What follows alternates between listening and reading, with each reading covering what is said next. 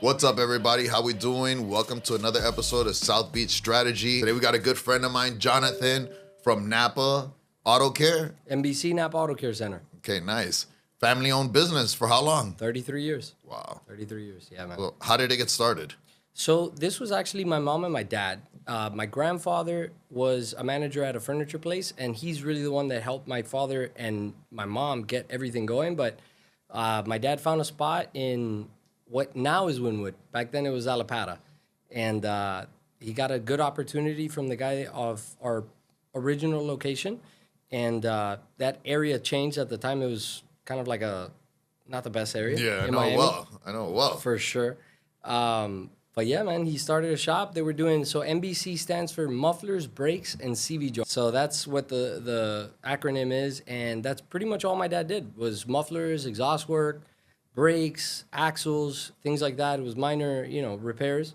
And from there we grew. He started renting more of the property in that original location. And now 33 years later, we've got our own place that we were actually able to buy, because over there we've been there all those years, but it was always rented. And now we've got our place, man, 33 years later. So I think you touched on a good spot there, because I think a lot of people are confused. Is that mechanics or is that body work where your dad started with? Automotive car repair, not body work. So nothing with collision, nothing with accidents. We do maintenance, repairs, services. And that's what you would brakes. call a mechanic. That's a mechanic. So that's a yeah. mechanic. Yeah. So you guys are strictly mechanics. Today, things have changed so much, because like mechanics aren't mechanics anymore. They're technicians, man. You have to know now wiring, resistances, electronics. You have to know how to work HVAC, which is heating, ventilation, and AC. You have to know how the ventilation system works, an evaporator, a condenser, a dryer, an expansion valve, how that AC system works. If not, you can't fix an AC on a car. And back in the day, it was like kind of a parts changer, because cars were simple. They didn't even require computers back in the 80s, 70s. Cars were diagnosed by looking at what the issue was, and you replace that part, and that was it. Now there's so much deeper into it. So we're mechanics, but it's changed. It's morphed a lot. And how do you know when you need a new computer or a new program to keep up with this? Because technology changes so fast. So since we don't work for the manufacturer itself, we don't get the up-to-date latest information unless we kind of, what I say, guinea pig it, which is learn as you go. And that's really it. I had, for example, a Technica the other day, and I had a confirmed code. We had a bad reverse camera. Replace the camera. We don't have that code anymore. It just says control unit not coded. And it's a 2024 car, so we didn't have the software for it. And that's the thing, that like I'm up to the latest date, but like when cars are out of warranty. So 22 is kind of where like my system can limit itself, maybe some 23s depending on the production date, but 24, 25, I have to learn if I have the capability or not. Because if the car's still the same, I might be able to. If it's still the same as a 22 and it takes the same module, it takes the same everything, I'm able to do it. But if it's a 2023, 2024, and it has a different software or a different system or an updated version, I learned by knowing that I can't do it, and that was the situation I had the other day with a Technic. I had to send it to the dealer because I had no choice. I was at the point where I replaced the camera. I got no more codes. I coded it. Everything worked except for the camera, the thing I just put in, and then we had to send it to the dealer. But I call it guinea pigging in the sense of like every car is the same. So we're not doing something new or that we haven't done. It's just maybe a different version of the software. And we don't have that latest capability. So we're limited to kind of like the newest cars. I love that term, because you can use that not only for the mechanics, but you could use that for the actual business itself. How many things have you gone along the way where you've had to guinea pig because you didn't know what to do? Yeah, and we don't work for the specific manufacturer. So these guys know, let's say Ferrari, they get a 488, they get an 812, they get this, they know that issue. Oh, that's coming 12 times. I know exactly what that is, because that's all they do. But I get one 812 a year maybe, or 3, and I didn't deal with that issue. I dealt with maybe a 488 with a bad turbo, California that needed an F1 service, or the solenoids changed, or another car that needed something else, or I did a performance job on it.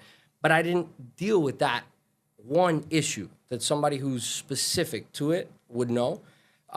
So we go learning as we do it. Because for us, in like mechanical repair terms, they say it's like, in Spanish, it's una lógica consecuente, which is like a consistent logic, where somebody that knows AC can kind of understand what the car AC is doing too, because they fix house ACs. They know it's got a condenser, it's got a compressor, it's got this, it's got that. Same thing with mechanics. Like you can kind of look at an airplane and see it's got a piston engine, it's got the belt, it's got an alternator, it's got this, it's got that. Like maybe I'm not an airplane mechanic. Are you learning? Yeah. You're going. Yeah, You're going of to, course. right? We're gonna get I into love the it. piloting. We will? Yeah. Let's do it. We'll ask Let's about do that it. because I didn't know about that. So it's Yeah, good. and like you can look at a boat engine. You can maybe you don't know how to fix it, but it's an engine. At the end of the day, it's got a misfire on a cylinder, and it's got to be this, or this, because we fix cars. They're the same internal combustion engine, and as long as you can fix an internal combustion, you kind of know that knowledge already, and the experience is something that you get with years of time, but also guinea pigging, knowing like, oh, I dealt with that. Yeah. It wasn't- And why do you hate electric cars so much? I see all your Instagram videos, and I know you hate those Man, electric cars. Why? So, to me, I actually had the Ford Lightning, the F-150. I had it for a year. And that was electric? It was full electric, yeah. And it was great in the city. It was wonderful. Like, on paper, you read what that car is, and it's like, man, that, in the city, it's amazing. For a company, let's say you're doing mobile housework or handyman, whatever, it's a wonderful truck. You charge it at home, charge it at your shop, whatever. But I like to do last-minute little road trips, and I want to go to Isla Morada just to go fishing off of a bridge or go down to eat or go to Marco Island or go here or there, and it's the worst. You're on the highway, you got your AC on, you got your phone charging, you got the lights on, you're hitting the gas, you're not letting off. You're just consuming. And then Tesla has more of an infrastructure to pull over and charge it and get it charged in 20, 30 minutes if there's a station. But like Ford and most of these companies, until recently, they actually came out with an adapter that you could use the Tesla charger. You still got to pay 60, 70 bucks Yeah. to charge it, Right. which is the same as gas. Yeah. It's like, it's the same thing to Yeah. fill it. And then like you got to stop for an hour, and I've had 2 or 3 situations where I just, personally, it's the most inconvenient kind of car. And then when you look at the morale behind it, it's trying to tell you that it's better for the environment. When in reality, the things that are producing the electrical current are nuclear power, are fossil fuels. The stuff that's transporting the lithium and the cobalt from Australia, Africa to Switzerland to Poland to get the batteries made, and then from there getting shipped to the United States, and then from there you're building the car, and then those batteries are useless in a couple of years. So like I feel like the infrastructure that we have with known combustibles, like we have cars running on carbon neutral combustibles, which is you'll see buses running on natural gas, propane. You see a lot of mail vehicles running on like postal office vehicles running on pure propane, on CNC. You have carbon neutral natural gas. You have hydrogen, which Yamaha and Toyota are producing a V8, which is going to make like 500 and some horsepower. It's about to come out. This isn't a myth or a conspiracy. This is real. This is real. But how do you fuel that up? So hydrogen powers water. It just has to be extremely distilled and refined water. It can't just be out of a hose, because you're going to build up calcination, you're going to build up dust, the stuff that comes in from the pipes, iron buildup, calcium buildup, all that stuff. So it has to be very well filtered water, but water is a liquid just like gasoline is a liquid. So we already have the subterranean tanks. We already have the pumps to put it into your car.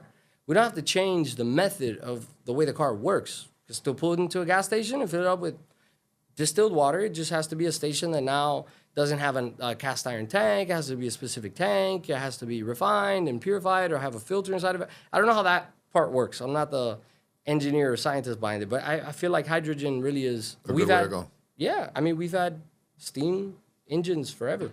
That's hydrogen power. Steam is basically vaporized water that once it's compressed, it becomes really, really tight molecule. It gets really, really hot, and you could ignite it and fire it. And we've had that forever. Electronics is great. I think if we would have started in the like 1915s, Yeah. and the infrastructure would have gone electronic from the very beginning. When Nikola Tesla was alive, when there was electronic cars, when this guy was trying to create free power for people, if that, and you can't blame one guy, but like if JP Morgan didn't steer things into profit and was like, you can't give this for free. Yeah. You got to charge it for this stuff. maybe the market would have gone into electric. Maybe we would have had a different world. But it's where we are. Right. We got internal combustion. So let's go back to when you started, just to lay some groundwork. So 32 years ago, you were how old? I'm 32 now. So 33. So you were just born and your dad had the business. My mom was pregnant with me. If you walk into my office, you're going to see a magazine article that says I was born in this shop. And I was... So you were born into this life. Literally. So you always wanted to do this? Or was there a time you were like, I don't want to deal with cars? Or you were loved cars from the beginning and you were like, oh, this is something I want to do? I've always loved cars. I've always loved being outdoors. My parents never spoiled us like with material things, but it was always outdoors. We always went camping. We always went fishing. We always did outdoor stuff. I always loved motorcycles, dirt bikes, four-wheelers, cars, everything. There was a phase in my life that, you don't want to work for your dad. It's like, I don't want to run my dad's business. That's not mine. I want to do my thing, But I grew up my whole life, every summer, every winter break, because my mom and dad always worked together, so she couldn't stay home and take care of us. It was always come to the shop. After school, go to the shop. Thanksgiving, whatever, spring break, this, that, it was always at the shop. So I grew up with that life, and it's what I knew, and I ended up loving it, man. It's what I love to do. And he was a Napa partner, or just talk about because that's a franchise, right? It's a franchise, yeah. So was he a franchise already when you got in, or something you did? Talk about the franchise part. My dad. Your dad did. Yeah, my dad has actually an incredible deal with Napa where he's grandfathered in at what they call the MOQ, which is like minimum order quantity. And to have a Napa franchise, for example, to compare it to like McDonald's, Jason Cuza owns JC Restaurants LLC. And you purchased a McDonald's franchise, you're basically promising to them that you will only buy their product. It's not that you're paying a specific monthly fee. You pay them one time, but you're guaranteeing them that you're going to pay them rent and buy their product, only their product, nobody else's.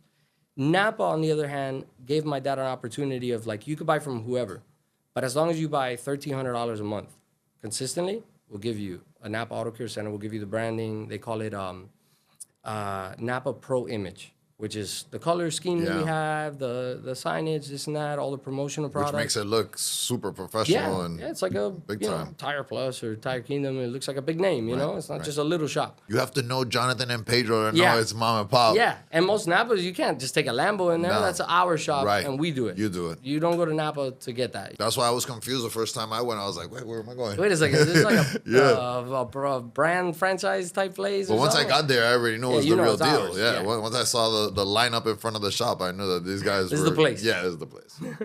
Plus, who referred me, I already knew that you were the real deal because, our friend that referred us.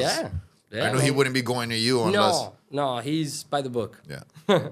We try to be different from the average Miami. That's something I learned from my dad and my grandfather, our experience there. It's about being... Nobody's perfect. Things might not go exactly how you want it to, but as long as you respond, that's what people really care about. And knowing that Napa is such a brand that's for your average vehicle, and you guys have now really dominated the luxury side, because when you go there, it's, I think, 75% of the cars I see there are luxury, right?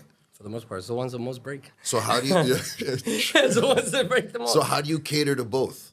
It's kind of a little bit of a struggle that I'm currently going through, because on one hand, you can't, shouldn't, and nobody wants their car parked up the street, especially if it's a $200,000, $300,000 plus dollar car. And our front area is limited. So with all that foot traffic and people coming in for tires, so just to kind of like reiterate back to the new place that we have was an already functioning tire shop. And the clientele that he had was very low end, very cheap, very, used tires, like the cheapest brake pads, the cheapest this, the cheapest that.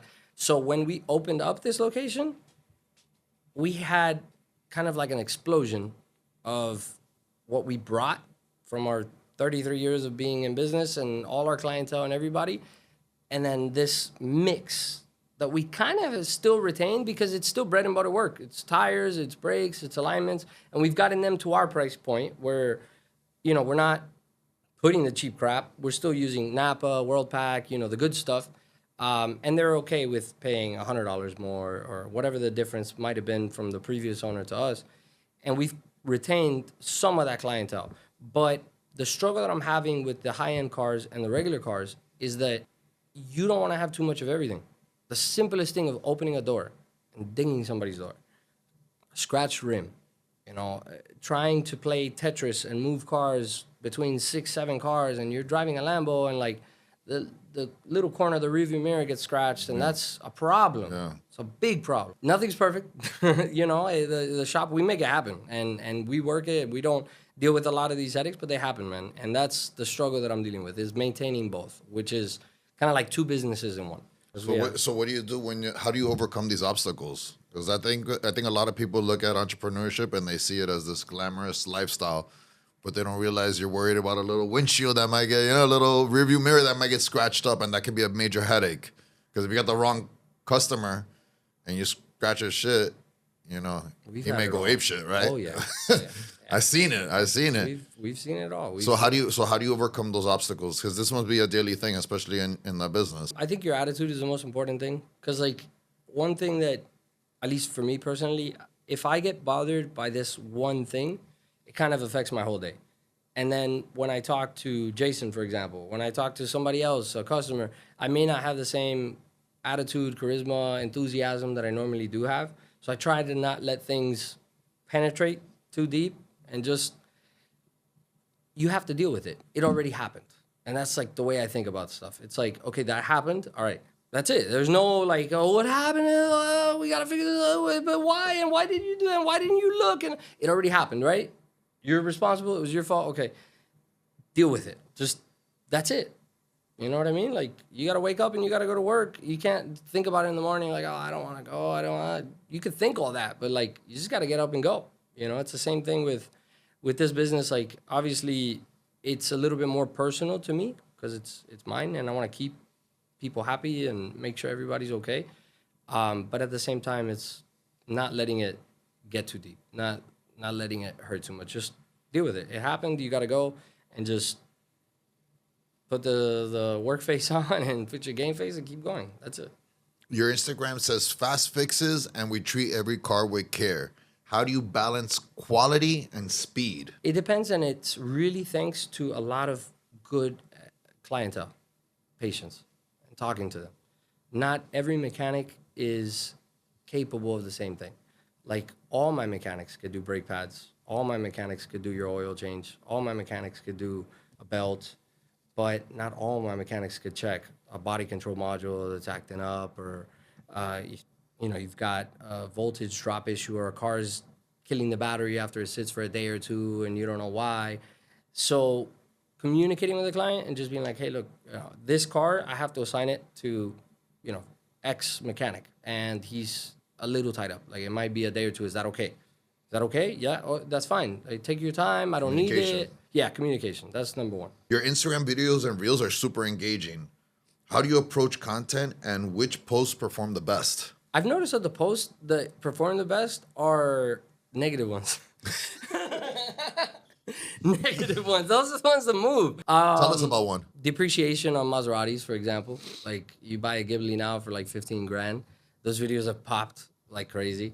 Talking about how Land Rovers are not the greatest cars at all, and that the Urus is the same as a Bentley V8, as the same as the Porsche Cayenne GT, the same as an Audi RSQ8. Those videos, I have one that has 800,000 views, and it was that, just showing exactly the same exact things between a Lambo and a Porsche Cayenne GT. But yeah, negative stuff for the most part. The Tesla Cybertruck video has done pretty well. I'm talking a mess about it. The one where the roof is coming. Flew off. Yeah, man. That's why I knew you hated the electric cars. That's the one I was Jonathan hates electric cars. At all, but those videos pop. But you work on those cars. I do. I don't do batteries yet. I do hybrid.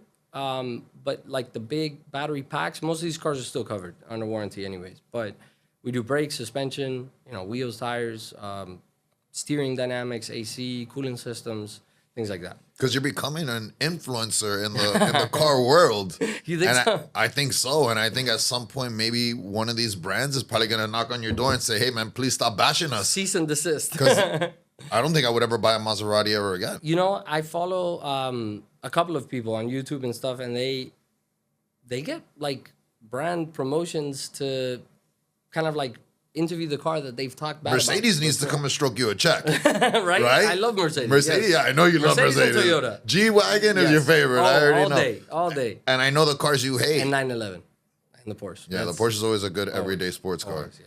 But I know the ones you hate and I know the ones you don't. So I know that one day they're going to come knocking at your door. Please, Jonathan, stop. Hey, you got too much influence already. Because I'm sure a lot of people ask you, should I buy this car? Should I not buy this car? Right? But I'm sure your clients would ask. I get, yeah. I'm definitely not buying a car that you told me not to buy. But that's not the majority. People want the glitz and the glamour. Like you tell them not to buy a Range Rover, and they say, but I've always wanted one. It's like, but I've always loved that car. I've always wanted it, and now I can afford it. Yeah, okay, all right. And then when they're So there a you're week for it. later, That's the car you should buy. You're like, I'll see you next week. Don't come over here complaining. what's the toughest lesson you've learned over these 3 decades? No good deed goes unpunished. It's been a lesson that I still struggle with because I want to please everybody. You know, this is my business and it's my livelihood. It's everything. It's my family. And a lot of the times when you've tried to give somebody that, like, hey, I got you. Don't worry.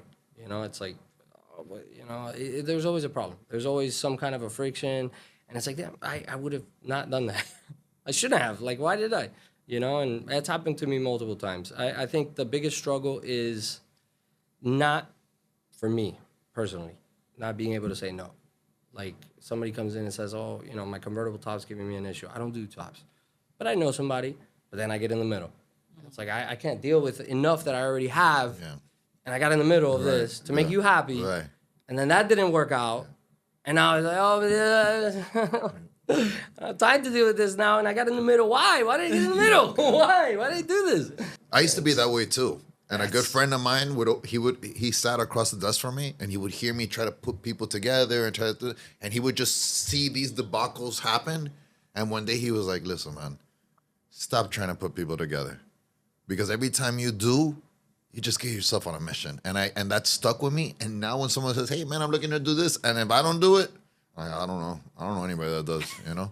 I send people to Jonathan though, because I could trust you. No, and but I know now. I know what you mean. You get in the middle Yeah. of something, and now all of a sudden, now you're in the middle of something that you don't even do. And Yeah. and he taught me that, and man, I swear to God, for 20 years that it's been since I got that lesson, I've learned it and I stuck with it because it's just a lesson that will save you a lot of headache. It's the truth. You know? And actually, it'll save your face too. Yeah. With that person. Right. Because now you ruined whatever happened because of that. Yeah. And now it's like, dude, like, And it's gonna affect your relationship with that person Yeah. forever. And now So it's after just better if that, you don't it's do out. it to just not even get in the middle of it. I don't know. Go find somebody that works on tops. You know what I mean? I don't do that. Go Yeah. back to the dealer. yeah. You know? Yeah. You go to the doctor, do you go to an orthopedic and ask him, like, what's happening with, I don't know, your colon or something? Yeah, no. no. He's He's gonna send you go somewhere see a else. Yeah, right.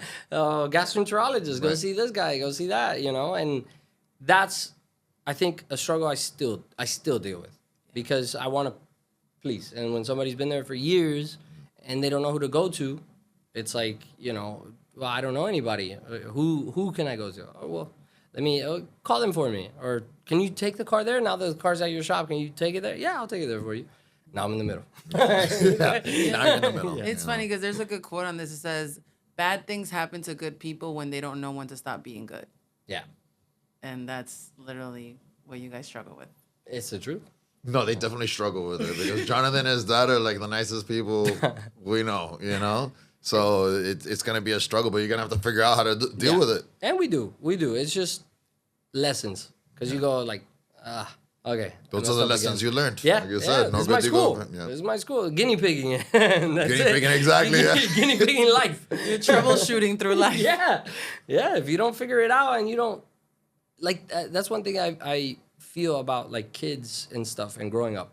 My parents allowed us to run into these headaches and issues and fall and hurt yourself, and kids Learn are for protected yourself. now. Yeah, and I feel like you have to fail to learn. Like, there's a quote from Thomas Edison when he was creating the light bulb, and it said that he had attempted, I think it was 142 times. I don't know, a bunch of times. And they said, "Oh, you failed this many times." He said, "No, I figured out 142 ways that it didn't work. I figured out the way it did work, you know?" And like, that's gives me goosebumps to say. I don't know if it was 142, but it's the truth. It's like you have to fail to find out, It's the only way. It's the only way. It's all about your mindset. It really is. And I think I know the answer to this question, and I'm going to wrap it all up in a ball. How do you build trust with your clients, especially when you're diagnosing expensive repairs? And I know you do the videos, which I love so much. Yeah. So did that incorporate into the Instagram? Because now I see that I started eventually seeing that now that's how you started doing them on the gram. Yeah. So Yeah. talk to us about that. How do you build that trust? So a lot of people come in and Because people don't generally trust their mechanics. They always, in Canada, no. like, you can go to a mechanic, that's a nightmare. And I'm like, no, I got the guy for you. Go to I've this had guy right here. This is people my walk boy. in and they say like, mechanics are thieves. Are you gonna like straight off? Wow. Oh, nice to meet you. Wow, I'm in for one. Yeah. But like, just being as transparent as possible. That to me has been the biggest thing. Seeing is believing. People don't know about cars. I don't expect a surgeon, an electrician, a plumber, somebody to know about cars because I don't know about their industry. I don't know the intricacies of somebody that does, construction or an architect or an engineer. So why would I expect him to know about cars? And that's one mentality of a lot of shops you go to is you don't know where your alternator is, and they can get you in the sense of like what most people complain about mechanics is like them giving you gibberish or talking to you in a language you don't understand and giving you a price and you don't know if it's fair or not because you don't even know what they did.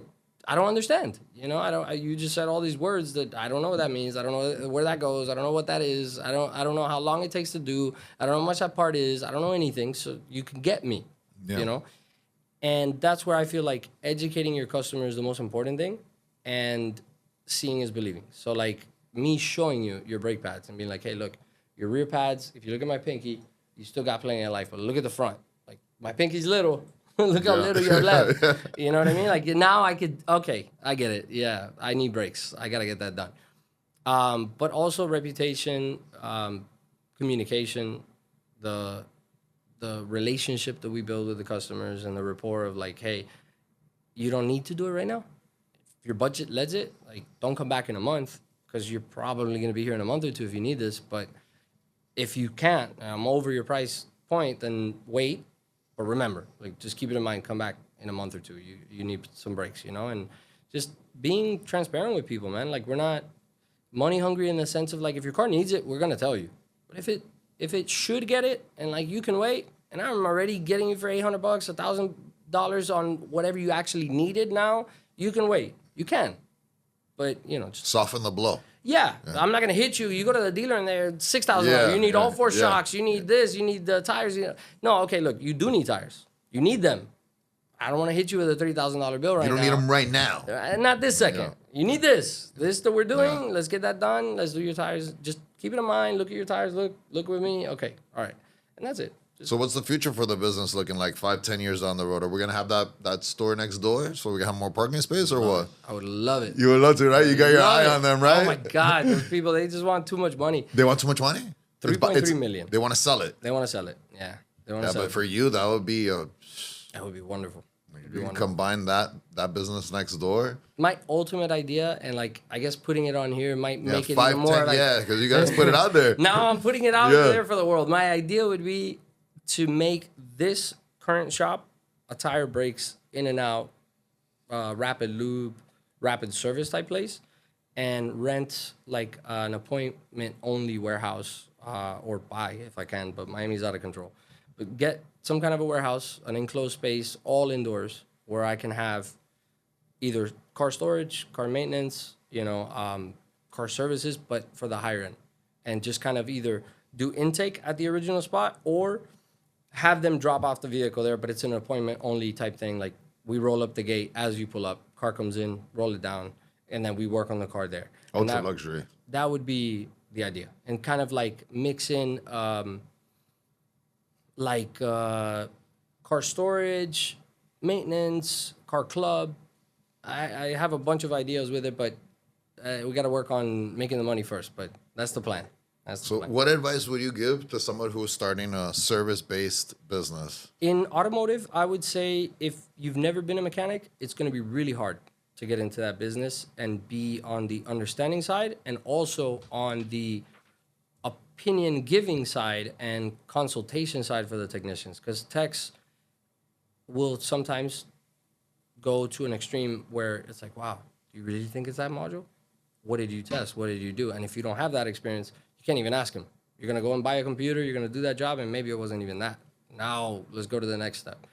There's a saying that I would say to any entrepreneur that wants to open up a shop, which would be KISS, KISS. You ever heard of that acronym? Keep it simple, stupid. Yeah, keep it simple. Just look at the car first in a simple mind. Don't think of, maybe it's got this big problem, because then now you're looking for stuff that you haven't even done a checklist on, you know? Keep it simple. Look at it first, assess it, think of other cars you've dealt with, and take the steps necessary. Be honest, be transparent, be fair with the price, but also don't give it away. And people really do appreciate when you charge them more, but you level that service to what you charge. Because like you can go to a whatever mechanic and pay $500 less. Or you went to a certain mechanic, made you feel a certain way. The shop looked a certain way. Everybody was uniformed. Everybody looked good. It was $500 more, but I feel better.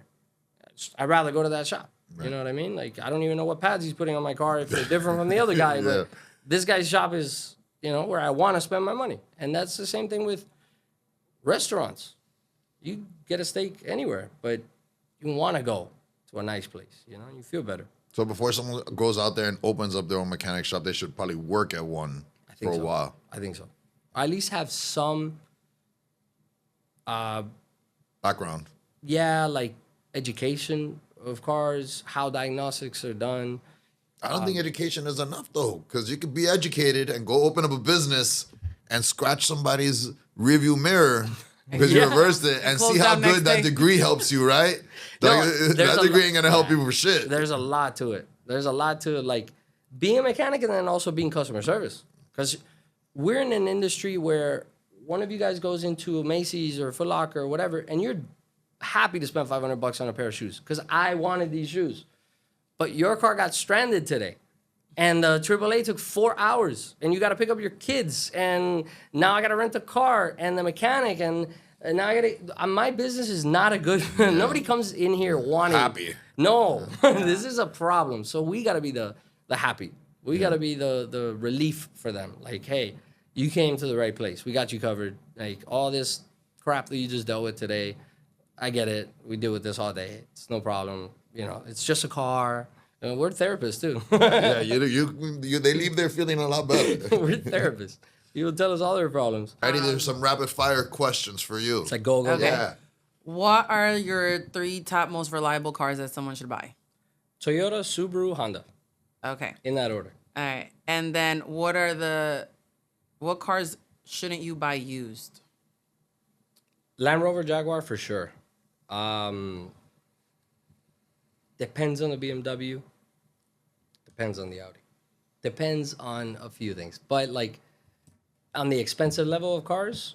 What's the mileage cap? Like if you see a car, you're like, no. If it's over that mileage, like don't get it. Is that what you guys look for when you're looking for used cars? Not really. No? So you can buy like a BMW that has 100,000 miles and it will last you longer than another BMW that has 30,000 miles. If the guy's taking good care of it, yeah. Use is better. It's like us in our human body. Like you look at somebody in their 70 years, and if this guy retired at 66 and has been at home watching TV, you look at somebody in their 70s and you're like, you're still cutting grass? You're still out there? Like, because he hasn't stopped. And this guy's up into his 80s, but he hasn't stopped. The other guy laid down, relaxed. He's got knee surgery. He's got this. He's got that. Same thing with the car. You don't want a car that's been sitting, and you don't know if in that miles it was treated right, if it got the services it needed. You got somebody with 100,000, and this guy's got a booklet of service records and history. It's like, I'd rather that car. Yeah, and like you said, it could be like an 18-year-old who's been sitting around eating potato chips, watching TV all day, and they could be like a 40-year-old beast, right? Okay. Why did you guys start working on exotics? Because I know that's not what Napa does, right? So, I always had a curiosity for what made these cars different. Jonathan likes the good shit. So your dad didn't work on exotics? No, I mean like European. Okay. You know, but not Lamborghinis. Like you're working on Lamborghinis, Rolls Royce. Yeah. Which the sad thing to say is that like 90% of these cars are regular cars. Yeah. You look at, Bentley Bentayga, and it really is Audi Q8. Yeah, you told me that about Lamborghini. Like, It you blew my is. mind. I was like, wait a minute, It's what? not that. It's not that different. Like Ferrari, McLaren, these cars are different, and the struggle with those was finding information. So we need like wiring diagrams, we need component locators, we need part numbers. You can't really get that information unless you pay for certain subscriptions, equipment, things Yeah. like that. But I always kind of wanted to know what made these cars so different. Why is it that you pay $12,000 to change a clutch on a Lambo? Why? What makes this car so different? It's a car. Yeah. At the end, it's a car. You know, it's like, yeah, it requires certain equipment and expertise. I can't give it to any tech, but at the end of the day, it's a car. it's just a car. It's nothing. Got 4 wheels and engine. Exactly. Engine, transmit, But everything it's you know. $300,000. Yeah, yeah, They dress it up nice. yeah. And some of these cars, you got to drop the engine down, like Bentley Continentals with the W12. They have this neoprene vacuum hose that runs behind the firewall. So, like, where, you know, the firewall is the back part of the engine. So Yeah, we know where the firewall is, right, Katya? It's right at the wall. Yeah, I know everything about cars. behind the wall. Right there, there's a vacuum hose that comes out of the intake and runs down. And that vacuum hose is like $170, but you got to pull the whole engine out to change that vacuum hose. Yeah, I think you told me that too. You said a lot of these cars, it's not about the parts, it's about how to get there. You have to take most of the car apart, and that costs money. If you look up how the Bugatti Veyron is made, for example, they start on that side of the factory, and there's another set of guys at this side of the factory, and there's a track on the floor. It's super interesting. If you guys ever look it up, there's a track on the floor. They go assembling, bringing it closer, and then they unite the two bodies and bolt it all together. There's no way to access the engine bay. There's zero way to get in there. Oh my You want to do God. anything? It's not take the mechanic whole friendly. car apart. No, not at all. These cars are engineered in a way that you ask yourself, like, Why? So is a Bugatti? Is it worth getting a Bugatti? Like, if someone could get one, like, is that a car that is it? You'd have to have a shitload of money to say, fuck it, just here's a Bugatti right here. I would say you have to know the business well enough and have disposable money where you're looking at this car as not a car anymore, but as an investment piece. Yeah. Like, I'm buying a property or a very expensive watch, and I'm gonna hold on to this until I can gain 500,000, 800,000, $1 million, Because whatever. the Bugatti goes up. The Bugattis haven't gone down. The thing is that nobody random could buy a Bugatti. We can't go. We have to buy them used. Just like 911 GT3 RS. Yeah, I was looking at some used Bugattis the other day. $3 million for you. But they're $1.2 million to get them MSRP. Yeah. And the thing is that you can't find them under 2. That you can't. Like, if you and I want to buy it, we can't. Like, if you want to go buy an 812 super fast, go to a Ferrari dealer and tell them I want to buy it. And they're going to be like, how many Ferraris have you bought before? I've never bought a Ferrari brand new at the dealer. Okay, you got to start with that one. And that one's $300,000 over MSRP. And now when you get into the Ferrari family, now maybe you can get invited and they'll tell you which car you're like allocated to. They won't give you an SF90 or nothing like that. You want that, you got to buy it used and pay. That's Heavy. luxury marketing. And- that's what Birkin does. I mean, They really do. yeah. They Hermes, that's what they do. You can't just go and buy a Birkin. You have to be You have to invited. start with their starter bag. Yeah. And then from there you go. And the crazy thing is, you walk into all these dealers. You go to Ferrari, Fort Lauderdale, the Collection, Champion Porsche, whatever. And look at the 2021, 2022 cars. And look at the prices. You look at Porsche 911 ST, which is like the classic version with the manual, they're like 800 grand. That car was 329,000 MSRP. But the thing is, none of us can get on that list. Yeah. Like, you gotta Hopefully have soon. That was a great Porsche though. That manual Porsche. Yeah, was, bro. And they have all these cars like the GT3 RS. You want it right now? 150 over sticker. 150 used. Somebody else drove it. Yeah. 150 over sticker. But that guy got to get an MSRP. Right. Because he was on the It list. was on the list. Yeah. So I have a question that. what you got? All right. Is it true that most women don't take care of their cars? Yes and no. Yes and no. Guys could be just the same. You're being political. Guys could be no. Guys could be just the same. It's just, I think women are less inclined. But when a woman shows up and the car's falling apart and she's like, hey, I think something's wrong with this. And the thing's lit up like a dash. Literally me.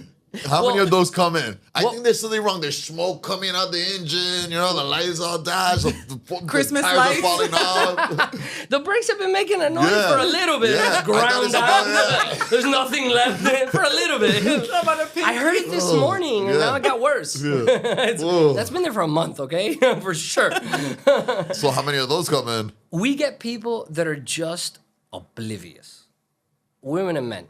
Women maybe a little bit more. I like, but just oblivious. They don't know. That's the thing. Like that's what I've seen. And I've had people, women and men alike, that like after they picked up the car, this is a crazy thing. It's like psychological. They will notice stuff they never noticed before. Because like they pick up the car and it's like automatically. Everything's good. Everything's fine. Oh, there's a light that I never saw before. That light's always been there. And I'm talking about one specific situation that happened to me last week. It was the security light in red. So she was like, until I turn on my car, that light never stops flashing. And I even had to YouTube a video of somebody else saying what I just said. Like, look, it's not just me. That light is normal. There's nothing to freak out about. It's just like your anti-theft system is activated when the car's off and you have the key out and you lock the car. There's a little red flashing light on your dash. But she got in the car the day after she picked it up or whatever. She's like, why is there a key flashing in my dash? That was never flashing there before. You know? And little does she know that's like so normal. So what would if you had to advise somebody who, like, I don't even know how to say the question because it's like, what would you just tell someone who buys a car? Like, what should they be looking for?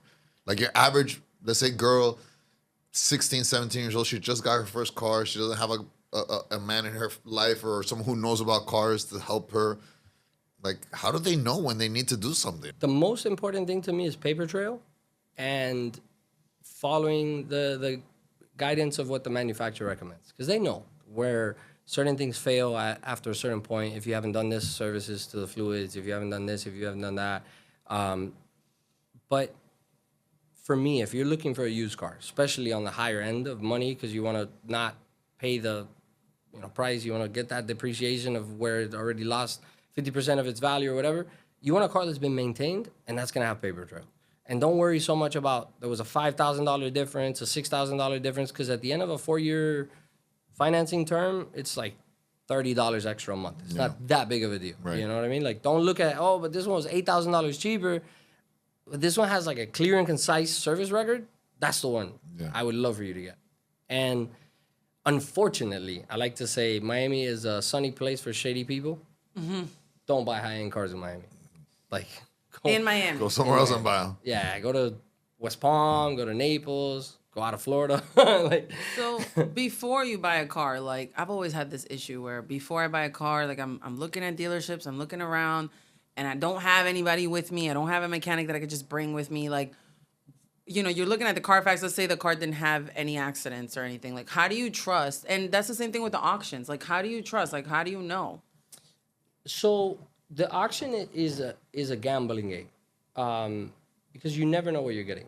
Somebody else could have bought it, gotten what they needed from the car, and put it back on the auction, even though it never showed an accident. It was a theft and recovery or whatever. You never know. That car was probably bought at the auction, purchased by somebody, taken what they needed for another car, put it back on the auction, put the bad part in it, and now you're with a headache. So Got their money back, but they took a computer. Exactly. Like, I've seen it all. I'm not saying this from conspiracies. I've seen it all. I've had tow truck people tell me, like, hey, if you guys ever need a part for a car, like, I pick up cars at Copart all the time. Like, I'll pass by here if you guys need something. No Yeah, you give me a way. little something. Yeah. Miami. Shady. Sunny place. Shady people. So it's better buy a new car. I say, so, and I know I'm going a little off topic, but one education piece that I give to my customers is don't look at what your car's repair bill is by this repair right now. Break everything down in 12 months and think about what last year was like. Everybody pays their cell phone bill and nobody thinks that it's more than $150 a month. It's $2,000 a year. That's what you're paying for your phone. When you do the math, it's $1,800, $1,900, or if you got jump and you're paying for the phone, blah, blah, blah, it's $2,000 plus a year if that's the case. One phone. If you're repairing your car, let's say you got a 2017 Honda CR-V, you just paid it off, and it's been a year or two, and now you got hit with a $3,000 bill. That car's only going to cost you $270 a month for 1 year to keep your car, What other option do you have? You go buy yourself a 2023, it's still 2 years old, going on 3 years old, probably got 30,000 miles, probably gonna need brakes. You're probably in it for 20,000, 18,000. Now you're paying $400 or $500 a month or $350 a month for that car that is gonna give you maintenance issues as you're still paying for it. So I always tell people it's either brand new or like barely used, like certified pre-owned, like 1 year old, maybe 10,000 miles, like that, or just keep your car running, unless you've had terrible past 3 years and you're like, no, I changed my engine, I did my AC, I keep spending on the car. Yeah, you're It's paying. just falling apart. Yeah. You're paying $500 a month anyways. Yeah, you're paying $500 a month anyways. Go get a car. Yeah. You know what I mean? But if your car's costing you between $150 to $300 a month, depending on the value of your car, keep it. And what about, would you recommend finance or leasing? Depends. If you're getting a brand new car. If you have the financial means to spend thousands of dollars and not own anything, but also not own any of the headaches, it's worth it. If you go buy yourself a S580, it's $180,000, $170,000, something like that, and that car's worth $90 in 3 years, leasing it means you didn't eat up any of that loss. You go sell that car, you're upside down 30, 40, whatever it is. Lease, you just turn it back in. It's not your car anymore. You never own anything. Tell us a story about the worst customer you've ever had. Oof, I know one right off the bat. Yeah, go ahead. We had this lady. We had an incident at our shop talking about stuff that happens at the business. We had a car that was towed in that had been repaired elsewhere. And this was a Ford Windstar or Ford Freestar. And at the time, these cars have a cable from the accelerator pedal to the throttle, so you could actually accelerate it from the engine. Somebody had put the throttle cable backwards. So as soon as you touch the accelerator, most cars are supposed to drop as soon as you let it go. You accelerate and it pulls it open. But as soon as you let go, it drops. This did the opposite. As soon as you touch it, and the tow truck driver got off the car and didn't know this, put the car in reverse and hit it. And hit like 3 cars that were parked in our lot. In your line. In our property. He was dropping it into our property. And this was at our old shop. This was years ago. And he sideswiped this lady's Maxima, the worst customer of our lives, and like hit like 2 or 3 other cars. Whatever. The owner of the van was there because the tow truck had just come in. She came to like drop it off with AAA, whatever. She saw what happened. Everybody was okay. Even the owner of the Maxima was fine at the moment. And we're like, look, we're going to fix it. This is, whatever it is. The tow truck has insurance. We're going to fix this. Everybody was okay. Like, oh, you're going to fix it? Okay, that's fine. Here, you're going to fix it. That's fine. She did the same thing. Like a week or two, I guess people have been eating at her head. Oh, they're a Napa. You could sue them. Oh, you got this, you got that. Like, oh, your car. I don't know. God knows. They probably told her pain and suffering. It's like, you weren't even in the car. You weren't even there. You weren't even there. But God knows what they told her. And she just came to the shop. That she needed her car. That she had medical appointments that she had to go to. She needed a car, blah, blah, blah, blah, blah. It's one of these people with no credit, can't rent a car, can't do nothing. My mom, out of our niceness, out of not learning that no good deed comes, no good comes from, what is it? No good deed goes unpunished. My mom took her, paid with a debit card, got her the car, rented her the car, put her as an authorized driver. Just coincidences how life happens. A hurricane comes in the middle of this whole mix. So we closed the shop. We're getting ready for the hurricane. Put the cars away. We're fixing her car. Her car wasn't done. She has the rental. She's fine. Like 2-3 weeks pass. Her car's ready. We're calling her. No answer. Nothing. Just having a conversation with, my mom called Hertz, told them what happened. They're like, well, she's an authorized user. Like, the only way this will work is if your card stops charging, and then we're going to go look for the car. But you're the one that rented the car. She's an authorized user. You can't even call the cops and say she stole the car. She doesn't want to bring it back. You said she's an authorized driver. You paid for her to be a driver on the car. How could she steal the car? So even the cops were like, you can't do anything. There's nothing we could do. The only thing you could do is recover the car. If you guys have a means of recovering the car. So we were having a conversation with our tow guy, and he's like, give me her address. Let me get her address. Middle of like Overtown. Like, he goes with his tow truck. He's ballsy. And he picks up her car, brings it out. He says that everybody comes out, like, on that apartment building. Like, everybody's like, Freaking out. Yeah, Adrian, your car, this and that. And she showed up at the shop like 5 minutes later after the car had, Been towed. we towed it back to the shop. She showed up like 5 minutes later. Luckily, the cops were there. Just a mess, man. She thought she was going to get, like, she took us to court for like 4 years. Yeah, kept appealing and this and that. And luckily, we have a friend of ours who's an attorney who doesn't even, like, I say he's our attorney on payroll. Ami, shout out to you. You're the best. I say he's our attorney on payroll because I don't even know which law he practices. I honestly don't. He's just an attorney. He's helped me out in tickets in Colorado, here, there, everywhere. And he just kept going to the appeals and going to the depositions with her and going to all this stuff and was just like, look, I'm not getting paid for this. I'm going to keep going as long as you want to keep going. Like, we got to settle or this is just going to keep going. But yeah, that was our Did you guys worst. settle? I think it was like $1,000. Yeah. Oh Yeah, my it wasn't- God, she did all that for $1,000. Yeah. That's a Damn. fucking She thought issue, she was bro. coming on a win. Okay, I have another one. What's the biggest mistake that's cost you the most money?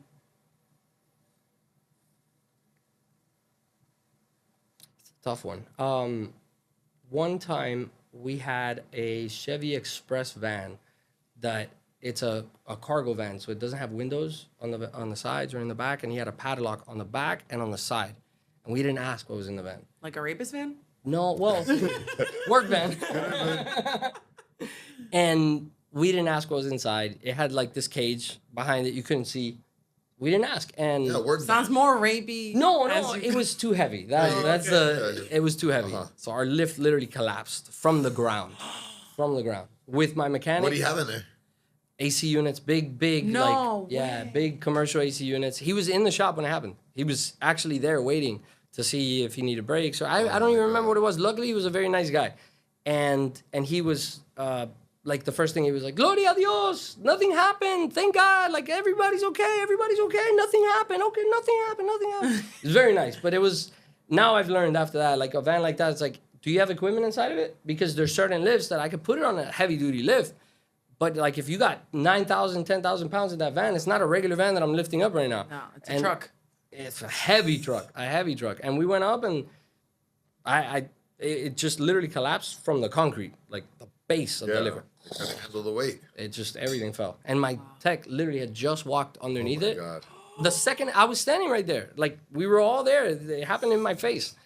And it was like bling, cling, bling, bling. And I was, oh, what do I do? Back up. And my tech literally walked right out and it was, Oh my God. my parents were on vacation. I was by myself there. I was a lot younger back then. I was like trying to hold it in. I was like, I don't want to tell my parents we're on a trip. A lot of close calls. It's A lot of close the calls. shop is a safety like hazard place because luckily the stuff that has never happened, thank God, and hopefully it never happens. A loose tire, a loose brake caliper, like life-threatening issues. Luckily, the stuff that's happened has been either error from one of us or being too close to something or something, and they've been minor things, or like what happened with that Maybach parked in the front of the shop that we parked all the cars there. How much of a freaking coincidence that it didn't hit us, the freaking Toyota Corolla. It hit a Maybach out of all the cars. What happened with the Maybach? It got whacked in the back. I posted on my Instagram. We had a customer of ours drop off a Maybach for an oil change, dude. For an oil change. And our front of our shop is limited. We always have a lot of stuff going on. So we have the avenue parking, which is, on the actual avenue on 7th Ave. And it's legal parking. It's on the side. But people take that avenue like if it's a highway. And our area is not known for having the greatest drivers. And somebody made an illegal U-turn right on 7th Avenue as this guy was going like 100. And he swerved to the right, and all the cars are parked right here along the bus stop, and all the cars are parked right there. And he just swerved to the right to get away from that guy and ran into a Maybach. So what happened when you had to call the customer?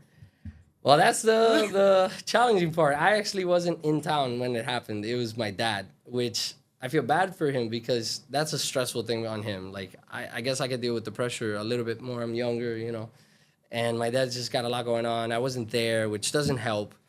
And this is like one of my customers. It's not that they're not my dad's. Everything of ours is all of ours. But it's like they come to Jonathan. They're not going to Pedro as much. They're going to Pedro's shop and Jonathan's shop. But my dad had to make the call and deal with it. And he doesn't know, like, where to look up things and what do I do? How do I say it? What happened? Like, and it wasn't even our fault. Somebody random on the avenue just driving like a maniac and lost control and hit a Maybach. The Maybach hit a Land Rover. The Land Rover got paid by the guy's insurance because Florida has a cap of $10,000, which is stupid. Because what does that cover? The guy with the Land Rover got paid $4,300. We paid for all the work that got done to it. He never paid us. No. Yeah. My dad's still like messaging him and this and that. And he's a customer from years. From years. Yeah. Oh my God. So he kept the money and got the repairs. He got the repair. Well, the accident wasn't what he went there for, you know? So, he didn't go there to get reamed. He charged you for suffering. His barely got hit. It was the Maybach that got hit in the back and it pushed forward and hit his Land Rover. And the insurance deemed it was like $4,000 some. We went, we got the bumper fixed, we got the pad done, we got everything fixed, but they mailed him the check. So now he like used the ruse of like, oh, but like there's a drip in the trunk and it's not right, this and that, and he just. So basically, that $4,000 was for pain and suffering on his part. What the other girl wished she would have gotten, right? Okay, and then would you take $1 million to never touch a car again? No. What about like $5 million? It would have to be like. But like I can't touch it at all. I can't fix Like any you would cars not anymore be ever able again. to, yeah. No, $5 million is too little. Like Like you love fixing cars so much that even if you didn't have to work for the rest of your life, you would still fix cars. Yeah.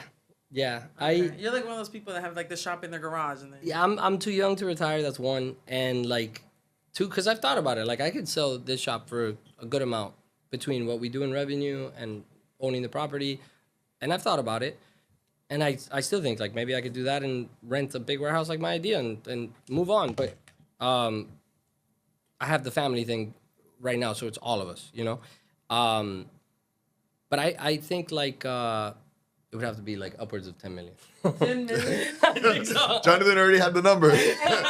You just shot too low. If you would have just shot a little higher. And not only that, he would be working on cars behind everyone's back. I would do my You're own still be doing his side thing. I would buy cars that are broken on purpose. Yeah. Just to fix my because car. you would be so bored. You'd have all this money, you'd be so bored. Yes. Okay. You still got to fill your days with something to do. You can't just sit there and go, No. Yes. You still have to Yes. do stuff. When Sarah and I, we travel sometimes, when we go to places, I find myself helping people fix their car or like. No way. You're traveling fixing.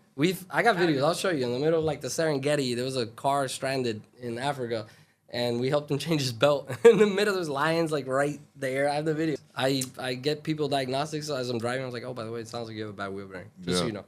That's so funny. Okay, and then I have like a political question, kind of, because I know like. Obviously, you work on exotics, so do you feel like the tariffs affected you in any way? They have, but I feel like it's affected us artificially because the stuff that we're buying has already been here. It hasn't been imported. You know what I mean? Like a lot of the tire manufacturer people and like the distribution centers, they automatically were like, hey, because of tariffs, we're increasing our prices, this and that. But then you look at the production date on tires, 2024. Tires been here. For a year and a half. Why are you charging me a tariff? Yeah. So they're prorating the tariff. they are. It's like they're preparing for it, but they're not bringing the price down. Yeah. You know what I mean? Like it's just an artificial. They're pre-charging you. Yeah. Just in case. They're just using it as an excuse to just tag on more flow. Their cost is gonna go up, I guess. Whenever they have to import that tire, their cost will go up. But you're selling me a tire that like It's have been here. It's been Is there here. like a part that maybe you find it hard to get because of tariffs or because of like overseas manufacturing disruption or anything like that? Like That was COVID. okay. COVID really messed us up. I don't know if the tariffs, because they haven't really taken effect yet. Yeah. Like people that are importing now are, I guess, feeling it because they're the ones paying it when they get to Port of Miami. Yeah. Right there. Right here. When they get there and they gotta go pay, they're paying a little more. But I feel that COVID stopped. We had there was chips like in Taiwan and in I think Korea as well, and China. It was chip complete like dissolution. Like even Rolex stopped producing watches. Like everything just kind of went to a halt. And there was a lot of parts. I had a government van, Department of Juvenile Justice van that we had in the shop for 2 years because of an ABS module, and it was just on back order, national back order, and national back order, and national back order, and it finally came to fruition like at the end of COVID. like when it was finally over with. So COVID was worse than this tariffs. Well, you haven't seen the effect of tariffs yet. Not yet. I think that I don't know. I'm not an economist or anything, but I think that we haven't started to feel it. Like things have all gone up for us, so I'm feeling the effect of the tariff. Yeah. But I don't feel that it's the tariff of the importation stuff. Like I'm paying a lot more for Freon now. I'm paying more for tires. Back in January, I have a receipt. I think it was January 12th. We bought a 30-pound tank of 1234 YF Freon for $600. You can't buy a 10-pound tank now for less than $600. Wow. 10 pounds. Wow. This But was is a that 30-pound. that comes imported? I don't even know. I swear. you're just charging me. I'm gonna Google it. Yeah, I don't even know they where got it's to get coming Freon from. from China. I have no idea. The new Freon is super expensive. It was always expensive when it first came out, but it was like double. You know, a regular Freon charge back in the day was $60, $70. You would go to a regular shop, it was $60, $70 to get a Freon charge. Now, minimum, it's $150 to $200. And if you got the new Freon, like 2018 plus, the 1234 YF, it's $250, $300 for a Freon charge. And the thing is, when you need a Freon charge, it's because it's leaking. So it's like putting air that you're paying expensive for to leak right out. Yeah. So it's gonna go away. That's crazy. Okay, and then I know that auto shops often rely on skilled labor. So have you felt any impact from the immigration policies? You know, on like shortage of trades or? I don't think yet. All our guys, so like being Napa, we have to have everybody ASC Okay, certified. so you can't just hire. No, Yeah. no. But I will say this, that the talent born and raised in this country can't compare to the ones born and raised elsewhere. Yeah, that was gonna be my next question. Like, young people don't want to work, right? That's what everyone says. Like, people don't want to work. So, like, how hard is it to find a good mechanic? Kind of going back to like what we were talking about, the KISS thing. Yeah. It's like here they're taught to remove and replace. Everything is remove and replace, remove and replace, remove and replace. In a place like Cuba, Venezuela, you have no choice but to try to figure this out or make something work. How can I make that one work here? Because I don't have an option. So your mind goes broader, it expands. You have more option. Like you talk to one guy and they have no solution to this problem. It's like, oh, I really don't know. And the other guy's like, yeah, I can do this, I can do that. Like, yeah, that's no problem. If we cut here, if we do this, it's gonna be work, but like we're gonna do it. It's gonna work. It's gonna be raving. Yeah, it's gonna work. It's like, okay. So I've seen that, and I feel like that's gonna affect this country a lot because who is doing our crops, agriculture? Who's doing the majority of the construction? Who's doing the majority of all this heavy, heavy labor? You think that Americans that are paying $200,000 to go to school want to do that work? They don't. They don't. And like They barely want to work. they barely want to work. They want to work remote at home. Right, Live in in Bali. Right. Like, You got immigrants that don't want to work. It's bad. yeah. It's a bad. You got immigrants that don't want to do shit. So No, imagine and- trying to find somebody that wants to do that. It's hard. And that kind of work it takes a lot of skill, man. I'm impressed by a lot of my guys. That's why we don't spoil them, but like we spoil them.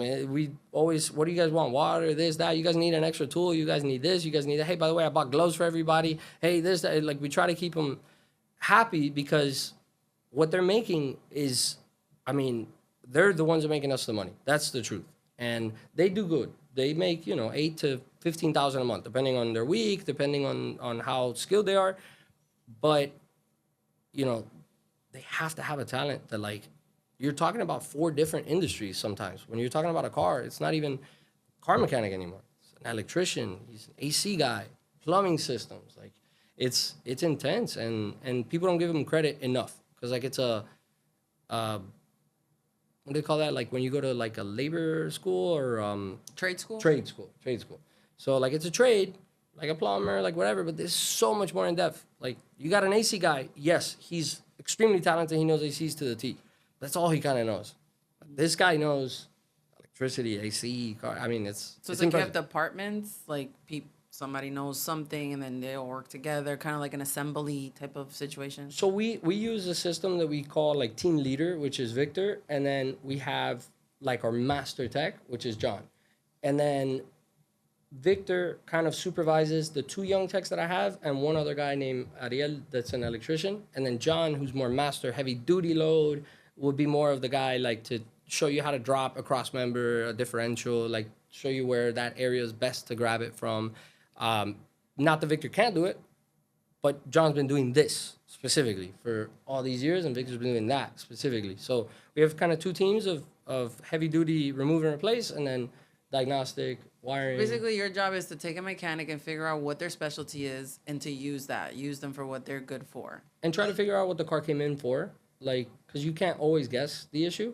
And sometimes you might assign it to one tech, but it turned out to be something that required somebody else. And then, okay, I got to wait till he's done, and let's stop you on this. Let's get you to do this other one, and we'll give this one to him. It's hard work. It's orchestrating. They got to Yeah, be some literally. experienced guinea pigs. Yeah. All right, well, guys, I want to thank you again, Jonathan. for Thank coming. you, man. Thank We you, appreciate guys. you. We're Thank gonna you, put guys. Jonathan's Instagram down there somewhere, so you guys can follow. When you need a mechanic in Miami, come check them out. You could trust them, family owned. Shout out to Pedro. You know we love you, right? As dad, he's the best, man. So He's the best. again, Napa, Jonathan, give them with your Instagram so they know. NBC Napa Auto Care Center. It's M like Mike, B like boy, C like Charlie. Auto Care Center. Napa Auto Care Center. So NBC Napa Auto Care Center.